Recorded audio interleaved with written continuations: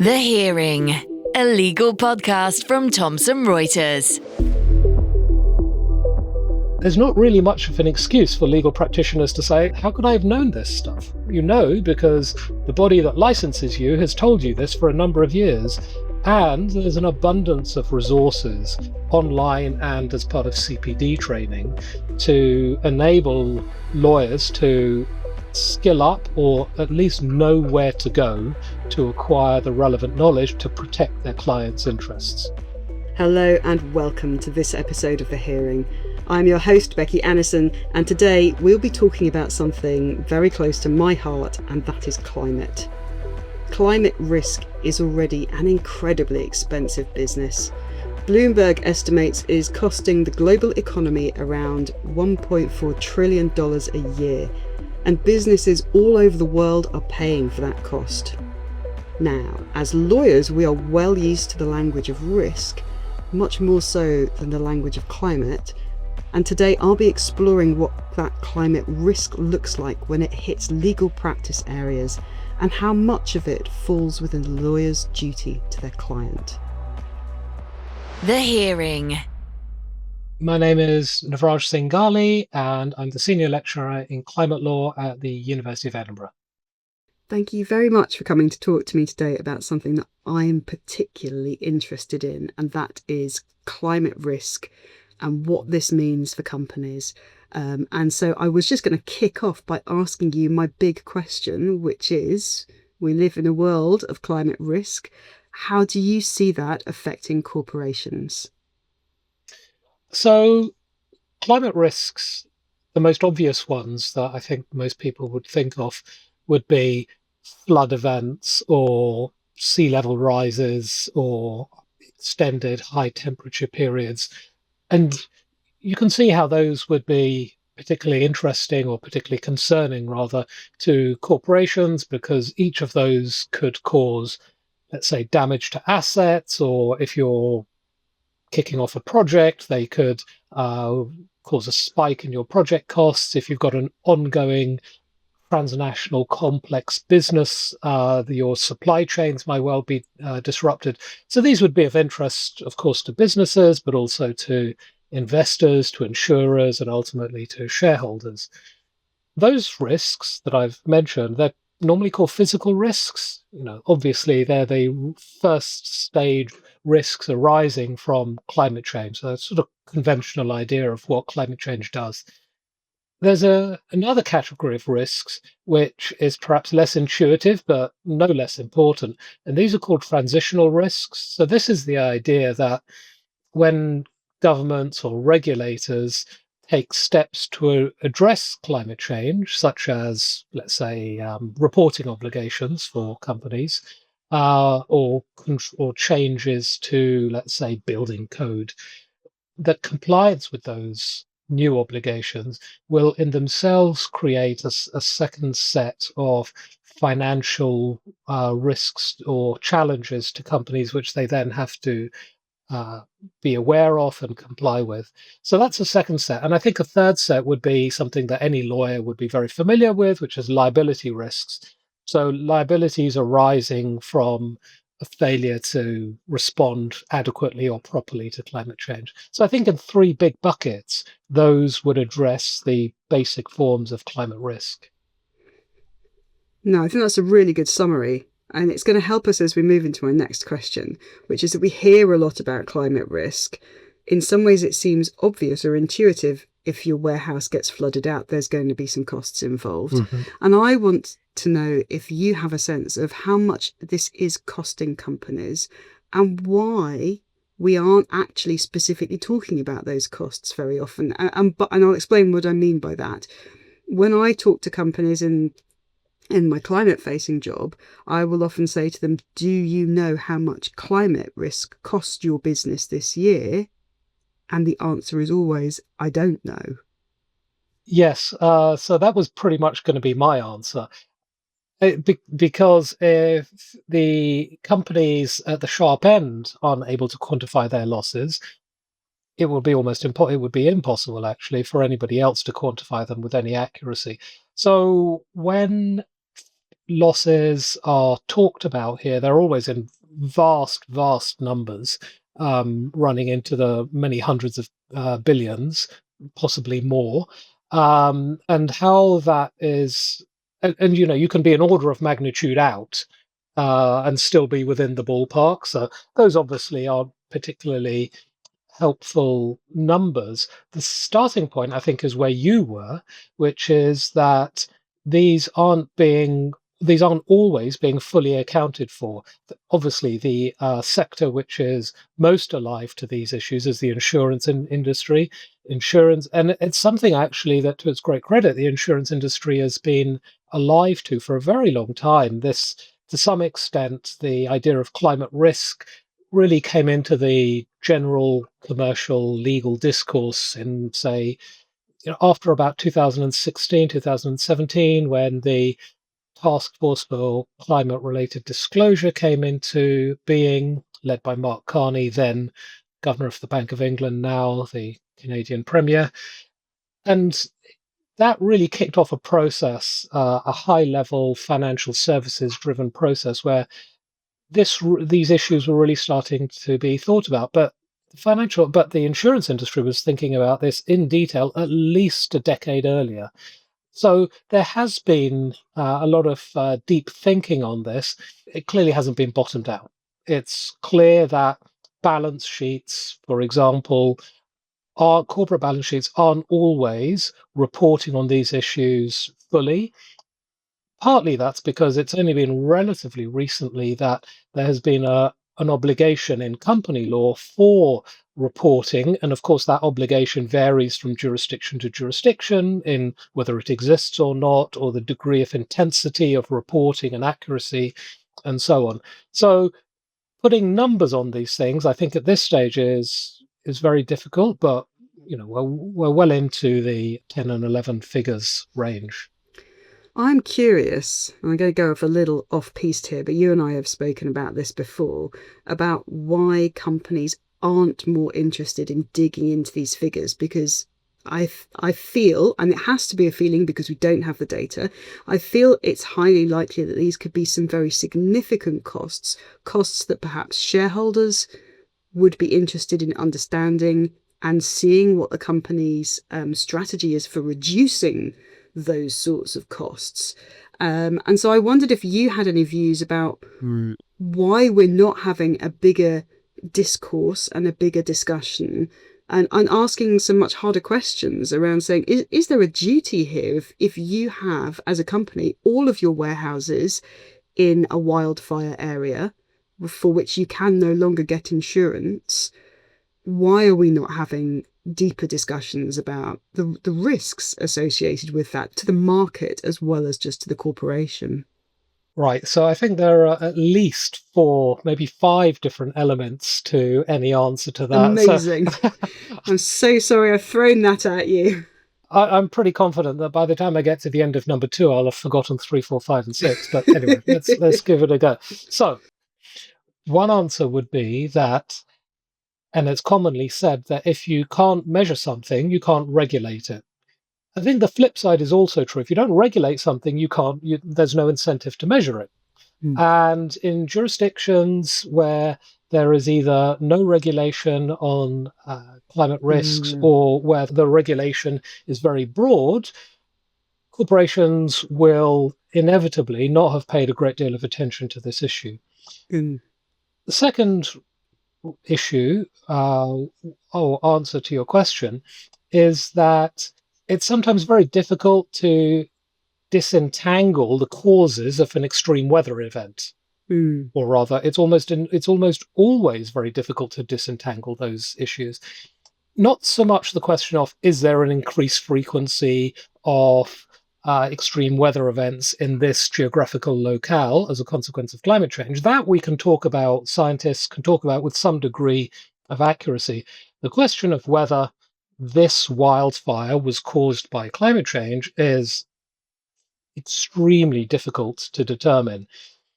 So that causal link between climate change, climate risk, and a climate impact isn't always straightforward.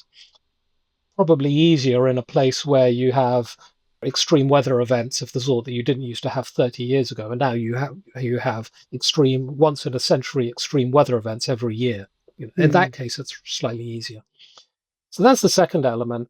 A third element would be termism. So these are often medium to long-term horizons on which we are attempting to scan. Are we building this multi-billion pound dollar infrastructure that's going to last for 30 years? Are we building it in the right place?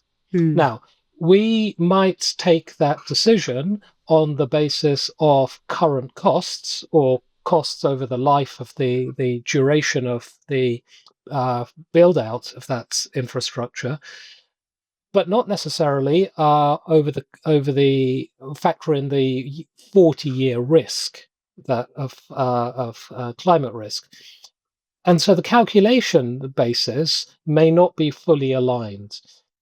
It could also, and built into that, notoriously, companies operate from quarter to quarter. Yes. So if corporate decision making is taking on the basis of quarterly time periods rather than decadal risks, then you can see that the two things aren't properly aligned. And I hesitate to just come up with my shopping list here, but a final one really goes to the issue of shareholders. And you mentioned this specifically. Shareholders, according to the theory, will be extremely concerned about climate risk. They want to ensure that the financial assets that they put their pension savings into are not suddenly stranded because the power station or the other sort of infrastructure is flooded or burns down and is therefore valueless. So this is sometimes called, economists, I'm no economist, but economists sometimes call this the efficient market hypothesis. And it's the idea that markets work smoothly and that shareholders will invest where the risk return profile is optimal and so on. This makes particular assumptions about how shareholders and other investors operate. And a lot of the research that has come out in the last 5-8 years suggests that actually shareholders work on much shorter timelines than that, not even quarter to quarter, but much shorter than that. So, and that includes fund managers. So fund managers will often work on much shorter horizons. And if that's the case, then these longer term risks don't necessarily vest with them in the way that you might expect, taking that sort of idealized economic theory. Well, that's very interesting, actually. Well, all of this has been a preamble, I suppose, to my big question, which is that this is The Hearing, this is a legal podcast, and so the big question, of course, is, and what sort of duties do you think lawyers have to advise on those risks? And I'm particularly interested in which practice areas you think are most affected. So here in the UK, we have a pretty good steer on this from the regulator, which is the Law Society. So the Law Society of England and Wales in particular has really taken a very firm lead on this. As early as 2003, they produced a guidance document called The Impact of Climate Change on Solicitors. And that set out, really quite clearly, and in a good deal of detail also, the sorts of practice areas that might be implicated by climate change. Spoiler alert, more or less, they said all of them. The sorts of professional obligations of solicitors that might be engaged by climate change, and how solicitors, when giving advice to clients, might have to think about climate change. And so we've got some pretty detailed guidance on that. And I can share with listeners some of the guidance that has been developed. So in terms of the practice areas that have been highlighted by the Law Society, it's actually a pretty comprehensive list. So they talked about things like corporate governance, corporate reporting and due diligence, disputes, construction disputes, real estate, commercial contracts, as well as the other stuff, which I think gets a lot more airtime, things like human rights and administrative review. But in particular, in the areas such as real estate, I think that's a really important one. And actually, just earlier this year, I think in June or July, the Law Society produced a more detailed note on property transactions and conveyancing specifically, and how solicitors who work in those areas would need to think about climate change when giving advice. So ultimately, the sort of basic way to think about this is in terms of the duty of care that solicitors and indeed all legal professionals will have when giving advice. And the common law position has been something around the lines of that reasonably competent practitioners should have regards to the standards that are normally adopted in their profession. That's been repeated in the statutory framework for the provision of services in England and Wales. The guidance goes somewhat beyond that, puts a little bit of the Law Society's guidance, puts a little bit of flesh on those bones along the lines that, and I'm quoting here, that solicitors may have to look beyond the narrow scope of an instruction by a client to consider whether and to what extent climate risks are relevant.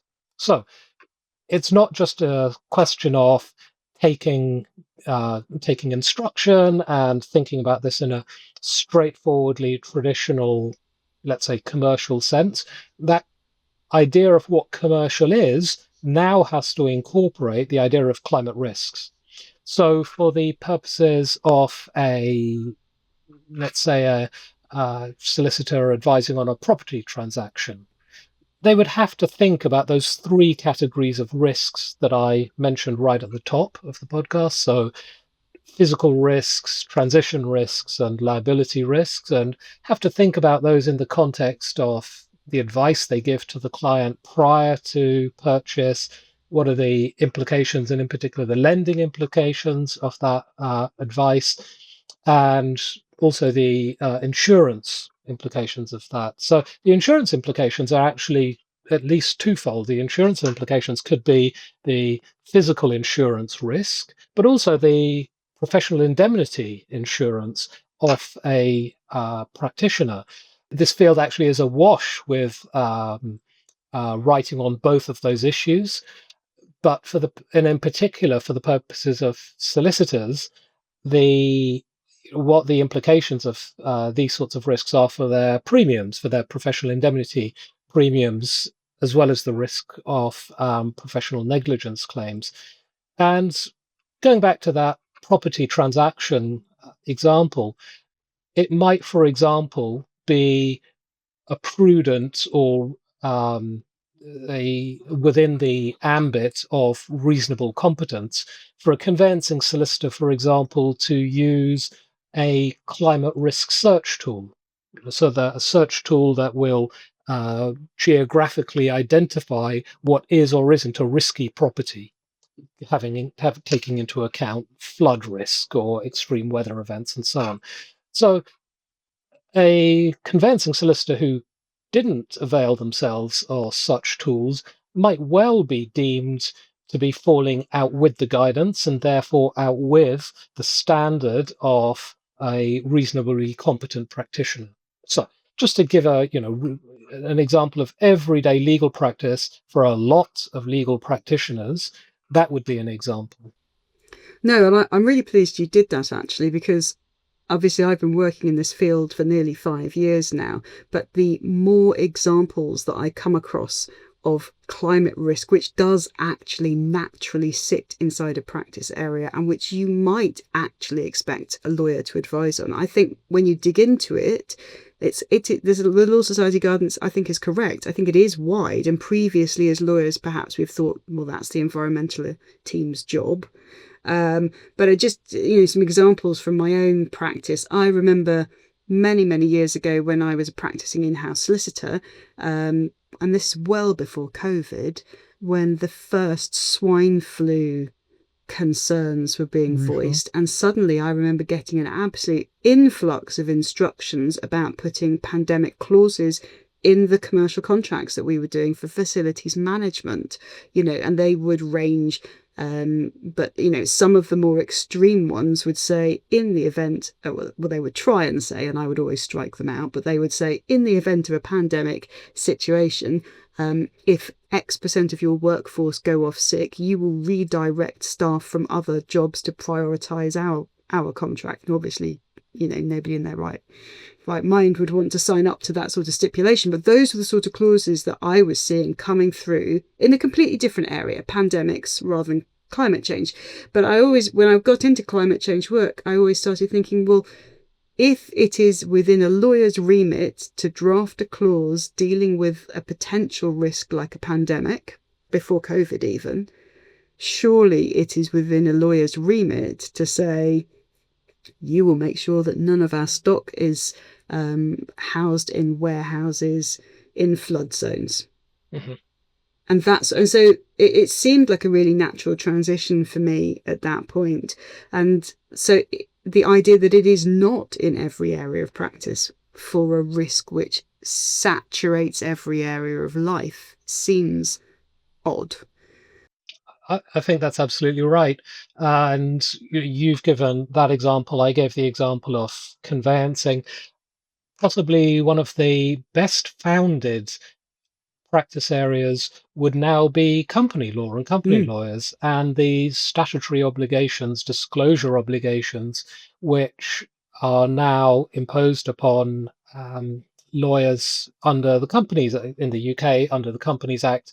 I know there's a parallel regime in Australia that's very well embedded, also in the US under the SEC rules.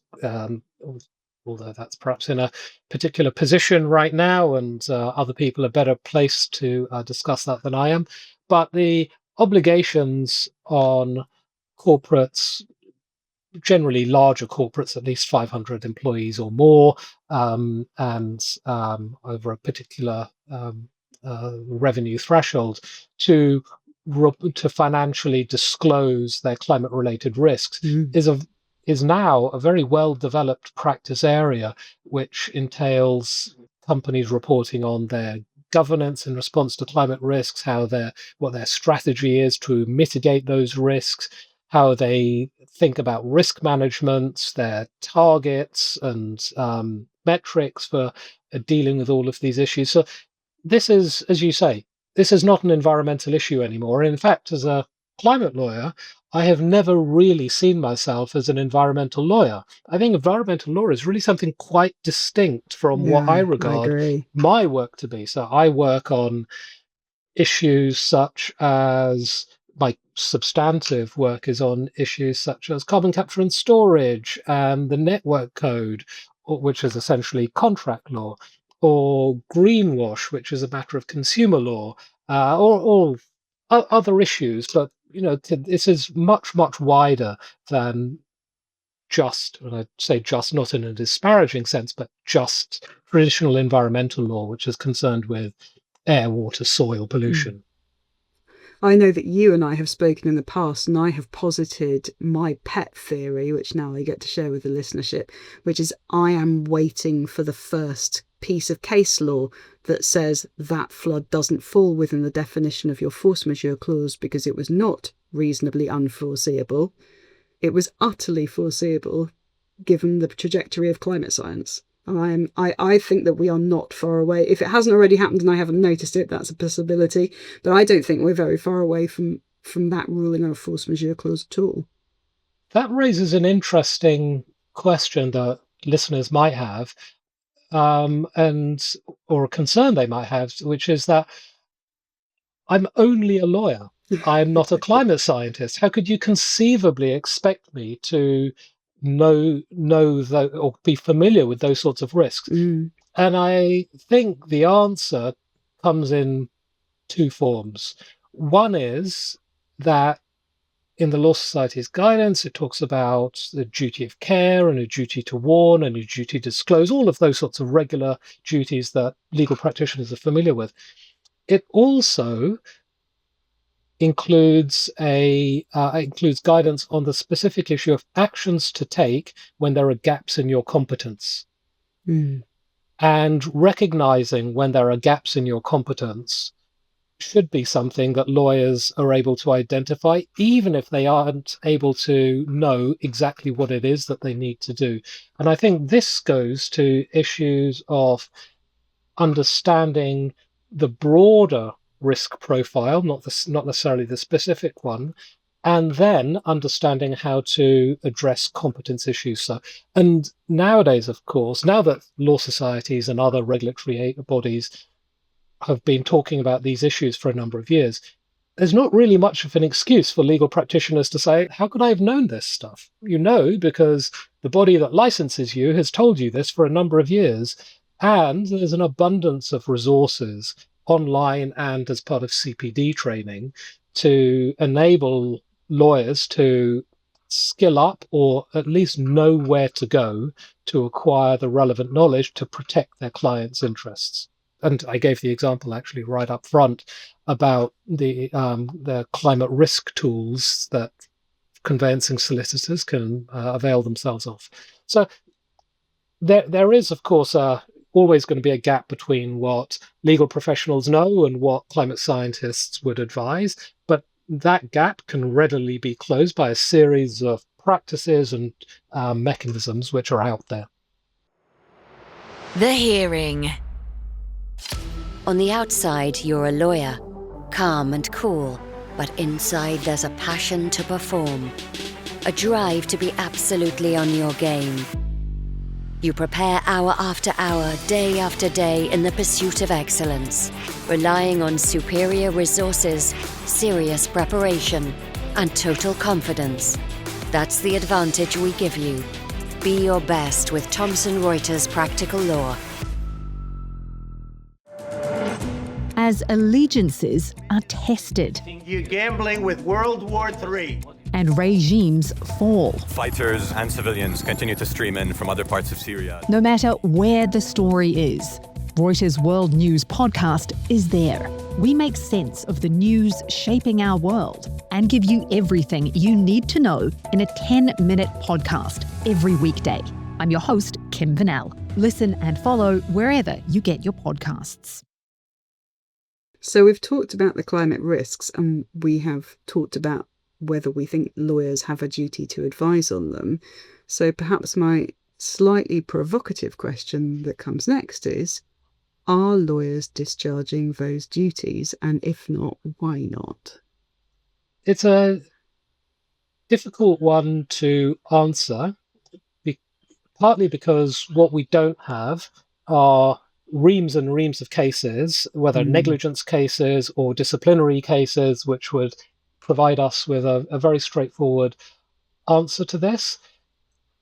My feeling is, and this is anecdotal, but in terms of the literature that we see from whether it's the case law or the statutory enactments or the legal professional literature, there is a lot of awareness of these issues.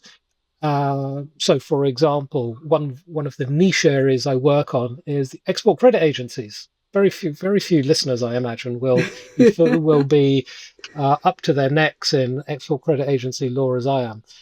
And when I started working in that area, about 2018, 2019, the house journals of the global export credit agencies said absolutely nothing about climate change. Occasionally it said something about sustainability, but in the fluffiest possible sense. Nowadays, it's probably 50% of what they publish. You know, they talk of little else in those areas. So I think it would be difficult to say that practitioners are doing a particularly bad job in this area. I certainly wouldn't want to say that. My sense is that there's broad awareness of the issues, and that it's taken into account. Whether taking into account is a sufficiently strong standard, I think, is a separate question. Clearly, practices which I think most climate scientists would think are out with proper practice or within the limits of climate science, new oil and gas, other forms of carbon intensive activity, they're still going ahead. They're still being advised upon by clients, by lawyers, who still take on those clients. So there's no doubt that these sorts of activities are going on. And if you took the view that, well, if solicitors are advising their clients properly, then those activities simply couldn't take place, then you would say no. But I don't think that's the right test. I don't think the test is, are high carbon activities still being financed and advised upon? What I think is the test is, are legal professionals flagging up foreseeable risks to clients? Yeah. And if they're not, I think the argument of failing to comply with proper professional duties could be raised. But I suspect that that's not actually what goes on, that the risks are being flagged and an assessment is taken by clients and by those providing finance as to what the risk reward calculus is. So I don't think that you could say that lawyers are failing in their duties as such. I think you're right. For me, it's whether they're failing in their duties to discharge around climate risk isn't necessarily around working on oil and gas projects, although there's obviously a discussion to be had there. It's more about if you're advising on an M&A deal, which included a large amount of property, a huge property portfolio, are you asking the question about the flood risk of that? Yeah. You know, if you are advising on buying a hotel chain in the Maldives, which somebody's expecting to make a return over on the next 20 years, are you advising on the likelihood of that hotel chain still being viable in 20 years' time? It's that sort of thing, I think. I think that's probably right. And I can imagine that both clients and lawyers would, in the first instance, well, having had the issue raised, say, well, this sounds like a really important issue. What degree of certainty can you give me on the risk? And I think that can be a challenge to provide. Yes. But then I suppose that goes back to your earlier point. If you know you're not competent to provide that, then you would reach out to an environmental consultation team, you know, possibly a specialist environmental consultancy, and get the advice from them, isn't it? As lawyers, we're not expected to know every single answer to every single thing, but certainly Indeed. from my time as an in-house lawyer, you'd be expected to have a broad awareness of the sort of risks that might come up and who would need to come in and plug those gaps. Yeah, and the issue and the answer very often won't be, there's a climate risk, I'm walking away. The answer will be, we accept there's a climate risk, how can we mitigate it? Exactly. So and within that, there's a vast range of options available to corporates as to how they respond to risk. So I think going a step further, or perhaps a step back for some lawyers, and saying this is something that's within your area of the expected area of expertise, according to the Law Society, and given that there is a gap I think a lot of lawyers may have a gap in their knowledge in that area. What would you like to be putting on the curriculum for law degrees for the next generation of lawyers we're training up, who presumably are going to be hitting the real sharp end of this as their careers get going? Because that's when these risks are really going to start manifesting even harder than they are now. Sure. Maybe not most law schools, but many, many law schools have climate law programs, generally at the graduate level, in which these sorts of issues are dealt with in huge detail. That, however, is really the minority of practitioners. However, where it really makes a difference is where the climate input is in the qualifying law degree, so the LLB in the United Kingdom or the JD in the US. And there you can imagine that there just isn't a lot of space in the curriculum.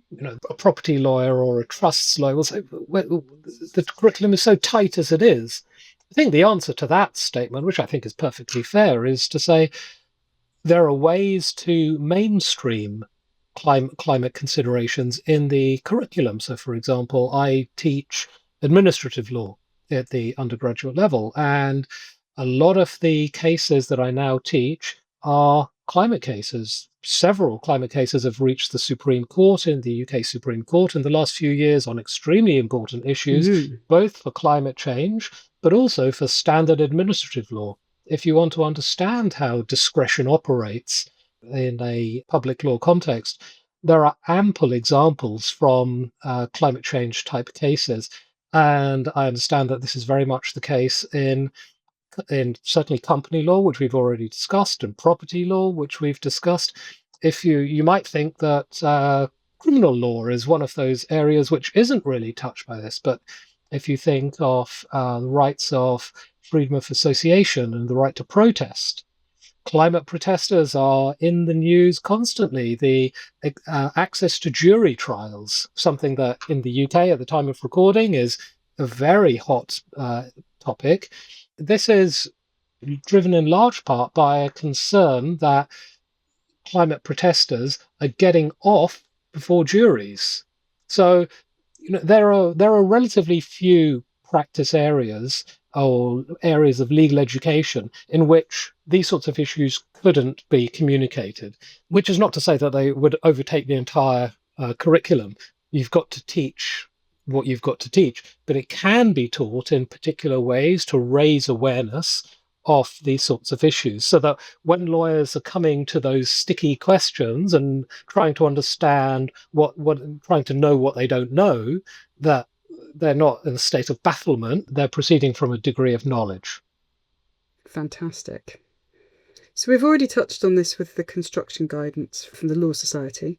But there are going to be people listening to this who are not about to undertake a degree in law, but who are already practicing, thinking, jolly hell, I need to upskill on this right now. Have you got any recommended resources on where people could go to just get started outside of the construction content that the Law Society's put out? Sure.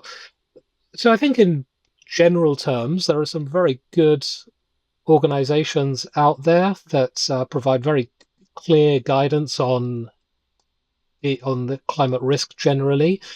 So I think I mentioned some of these are public bodies as well. So the Prudential, the PRA in the United Kingdom, there's a committee of the Bank of England, provides very good guidance in this area. You could go to the TCFD, and I can provide links for all of these afterwards. I think one of the better ones is something called the STBI, so the Science-Based Targets Initiative, which provides very clear sectoral specific guidance on climate risk. So that I would really recommend. If we're thinking about guidance for lawyers, then I hope I don't make you blush here, Becky, but the Chancery Lane Project has a series of really excellent tools. I think they call them toolkits across a really wide range of practice areas that are possibly the best tools that are out there. In particular around clauses. So the very, very practical sorts of issues that most lawyers deal with most of the time of drafting clauses or negotiating clauses, there's a really broad range of climate aware clauses which have been drafted by practitioners in conjunction with the Chancery Lane Project. And those are often clauses which practitioners have used in practice and they know they work. And so I think that's a particularly rich resource. Thank you. You are the expert in this area. although I am a very passionately interested person in it. What is the question that you wish I had asked you that I didn't? I think an interesting question, which listeners might have views on, is whether we have passed a golden age. So we often think of the golden age as some glorious period in the past that has slipped away. And at the end of 2025, I wonder if listeners might not think, well, a lot of these things you're talking about took place in an earlier age. The Law Society's guidance was in 2003. The Competition and Markets Authority had a green claim code in 2001. The Prudential Regulation Authority, its guidance on banks and insurers' approach to managing financial risks was 2019. And so this is all from a particular period that seems to be under pressure. And given that a lot of these are sort of soft law mechanisms or guidance rather than hard law, Companies Act apart, I suppose there could be a concern that this is something which may be under pressure going forwards. And I don't think it's wrong to think about those challenges, the risks to awareness of climate risk. I think the answer to that, though, is that rather than thinking of that as a nostalgia for something that's past, but all it is an obligation for us who are concerned about these issues and who are, as you say, passionate about these issues, to really take that challenge on and to grapple with it in a positive way and to view that period. I think you can bracket a period from about 2019 to 2023, and you can take that period as really the first wave of regulatory climate action, in particular for professionals and professional obligations that arose from those, and think about what the next wave will look like and how the next wave develops, sometimes in the teeth of very challenging circumstances. So I think that's what we should probably be thinking about as we move into 2026, and what I think will inevitably be a slightly more hostile environment. Yes, that's a really interesting take on it, and quite a positive one, I think, as well, to end on. So thank you ever so much for coming and speaking with me today. I've really enjoyed it. Thanks very much. It was great. Thank you. I hope the listeners enjoy it too. The Hearing. I have long been of the opinion that climate risk falls squarely inside a lawyer's duty to advise, because it is so pervasive, so relevant, and increasingly so costly. But it can be incredibly daunting, staring down the scope of this ever-widening set of knowledge to master as a practice area expert. Of course, we still have work to do to prevent the worst of the climate crisis, but the effects of that crisis on businesses are already biting, and they are biting hard. The costs and risks associated with climate change are likely going to increase hugely over the coming years, and businesses will need a great deal of help and support to identify and manage those risks. Lawyers who can provide that help will be very valuable.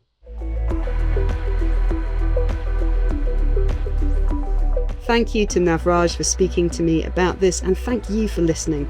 And if you have any questions or comments on the episode, then please email us at thehearing@thomsonreuters.com. I've been Becky Annison. Goodbye.